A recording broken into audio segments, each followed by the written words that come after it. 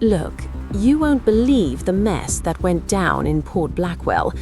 People talk about the thin blue line, but sometimes that line gets tangled in a knot of greed and cold-blooded betrayal.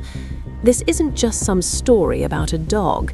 It's about what happens when the people sworn to protect us decide that a loyal partner is nothing more than disposable equipment.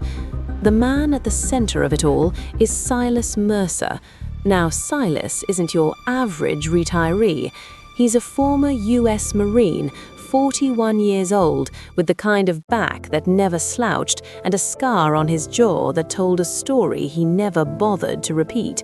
He spent his days in a quiet repair shop, welding hulls and fixing engines, trying to bury the ghosts of a mission in Fallujah, where a canine partner was left behind in a collapsing building. He lived for the silence. Then came the storm of the century. Silas was driving across the old wooden bridge near the docks when a flash of lightning revealed a sight that turned his stomach.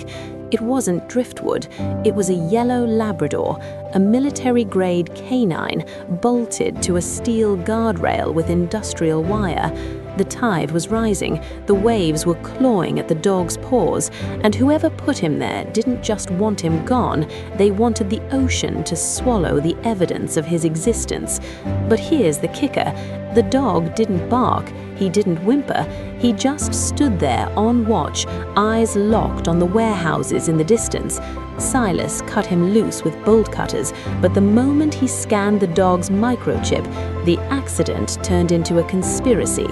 The dog, Buddy, wasn't a stray. He belonged to Sentinel Recovery Solutions, a private contractor handling sensitive military cargo. Buddy had found something he wasn't supposed to see in Dock 7, and his handlers decided that tying him to a bridge in a hurricane was easier than answering questions. Silas realized he hadn't just saved a life, he'd picked up a witness that some very powerful, very dangerous people wanted dead. The wood under Silas's boots didn't just groan, it screamed as the tide hammered the pylons. He didn't care about the freezing rain or the sirens wailing in the distance. All he saw was the yellow Labrador. The dog's ribs were visible under his soaked fur, but his eyes were steady, watching the dark SUV disappear into the warehouse district. Silas felt the familiar burn of adrenaline he hadn't tasted since the desert. He grabbed the heavy-duty bolt cutters from his truck, the metal freezing against his palms. The industrial wire was twisted so tight it was sinking into the dog's skin, anchoring him to the iron post like a piece of trash. The dog didn't flinch when the steel snapped. He just stepped back, testing his legs, as the water rushed over the planks where he'd been standing seconds ago. Silas looked at the dog, then at the warehouses, and back at the dog. This wasn't a mistake, this was an execution. He motioned toward the open truck door, and the lab hopped in, sitting upright in the passenger seat, like he was waiting for his next set of orders. As Silas pulled away, the rearview mirror showed nothing but the grey wall of the storm. But he knew better. He'd just stolen a secret, and the people who owned it were definitely coming back to check if the ocean had finished the job. Silas spent the night in his shop, watching the lab. The dog didn't sleep. He sat by the half-closed steel shutter, his ears twitching at every gust of wind and every distant engine rev. Silas tried to offer him food, but the dog just stared at the door. He was a professional. When Silas finally got close enough to run a handheld scanner over the dog's neck, the machine let out a sharp, high-pitched beep. The ID number that popped up didn't belong to the local precinct or the county. It was a private contractor code. This dog was a high-level asset for a firm that specialized in recovery. The air in the shop felt 20 degrees colder. Silas realized the dog wasn't just sitting there, he was guarding the perimeter. He'd been trained to find things people wanted to keep hidden, and clearly he'd been too good at his job. A heavy thud echoed against the metal siding of the building. The lab stood up instantly, his body low, a vibration starting deep in his chest that Silas felt in his own teeth. It wasn't a stray cat or the wind. Someone was outside, and they weren't there to talk about the weather. Silas gripped a heavy wrench, his eyes fixed on the gap under the door. A pair of tactical boots moved past the light. He held his breath, counting the seconds, waiting for the handle to turn. But the footsteps faded, followed by the low rumble of a diesel engine. They were scouting. He looked at the dog, whose name tag read Buddy, but whose posture said Soldier. He knew he couldn't stay in the shop. If he wanted to end this, he had to go back to where it started. He had to see what Buddy had found before they moved it. They reached the docks just as the sun tried to break through the thick, oily clouds. The place was crawling with federal agents in windbreakers, but Silas saw the gaps in their formation. He led Buddy along the fence line, the dog's nose glued to the pavement. Buddy didn't hesitate. He pulled Silas toward Dock 7, a massive corrugated building that smelled like old grease and salt. The dog stopped at a specific grey shipping container. He didn't bark, he just sat down and stared at the heavy steel doors, his tail rigid. A man in an FBI jacket approached them, his hand resting near his belt. He looked at Silas, then at the dog, and his face went pale.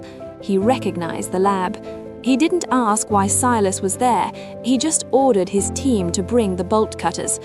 When the container doors swung open, the smell of fresh paint and industrial foam hit them like a physical blow. Inside weren't crates of shrimp or machinery. It was row after row of high-frequency military communication arrays, the kind of tech that doesn't just go missing by accident. The FBI agent turned to Silas, his voice barely a whisper over the sound of the nearby cranes. He told Silas that Buddy had been reported destroyed in a training accident 3 days ago. The paperwork was already filed. The dog was a ghost. Silas looked at Buddy, who was now watching a dark sedan idling at the end of the pier. The power switch was instant. The hunters had become the hunted. The agent told Silas to get the dog out of there, but Silas saw the way the men in the sedan were reaching into their jackets. The first shot shattered the windshield of a nearby patrol car. Silas didn't think. He just grabbed Buddy's harness and dove behind a pallet of pallets. The dock erupted in chaos. Agents were screaming into radios, and the sedan was screaming toward them, tires smoking on the wet asphalt. Silas felt a sharp sting on his shoulder as a splinter of wood flew off the pallet. He looked at Buddy. The dog wasn't scared. He was waiting for a command. Silas realized then that the dark secret wasn't just the stolen tech, it was the fact that the people running the port were the ones selling it. Silas shouted a command he hadn't used in 10 years. Buddy launched himself like a yellow streak of lightning. He didn't go for the men with the guns. He went for the driver's side window just as the sedan slowed to make a turn. The crash of glass was followed by a scream of pure terror. The car swerved, slamming into a crane support, the engine whining as the wheels spun uselessly in the air. Silas moved up, his wrench in hand, but the FBI agents were already closing in, their weapons drawn. By the time the smoke cleared, 3 men were face down in the dirt, and the agent in charge was staring at the shipping manifest with a look of pure disgust.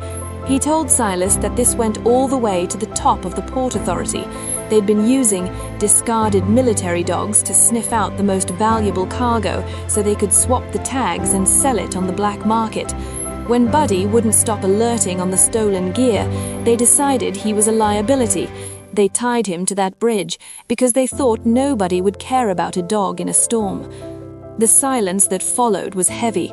Silas stood by his truck, his hand resting on Buddy's head. The FBI agent walked over and handed Silas a folder. He said the contractor was being liquidated and the dog was officially evidence. But then he winked. He told Silas that evidence sometimes gets lost in the paperwork, especially when a retired Marine is involved.